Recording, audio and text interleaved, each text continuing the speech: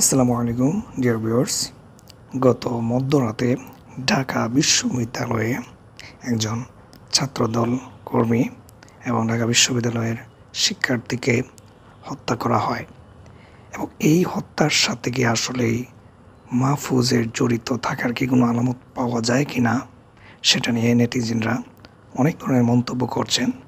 যেখানে একদিন আগেই উপদেষ্টা মাহফুজ তিনি তার ফেসবুক অ্যাকাউন্টে ঢাকা বিশ্ববিদ্যালয় নিয়ে যে স্ট্যাটাস দিয়েছিলেন তিনি অবশ্য সেটি সরিয়ে নিয়েছিলেন এবং সেখানে যে উস্কানিমূলক তার স্ট্যাটাস ছিল, সেই স্ট্যাটাসের পরের দিনই ঢাকা বিশ্ববিদ্যালয়ে একটি খুন হয়। এইটার সাথে কি মাহফুজের কোনো সম্পর্ক আছে কি না, আসলে সেটার ব্যাপারে তো কোনো নিশ্চয়তা নেই, কিন্তু অনেকেই ধারণা করতেছেন। আবার মাহফুজ আলমের যে অনুগতরা আছে, তাদের যে ছাত্র সংগঠন আছে, তারা এইটা নিয়ে আবার রাজনীতিও করতেছেন, অনেকে সলভ করতেছেন।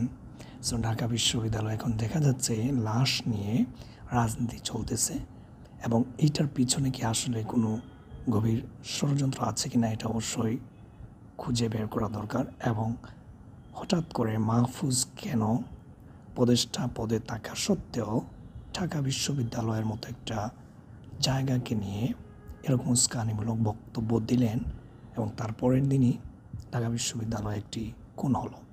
সো এইটার ব্যাপারে আসলে তদন্ত হওয়া উচিত বলে আমি মনে করছি।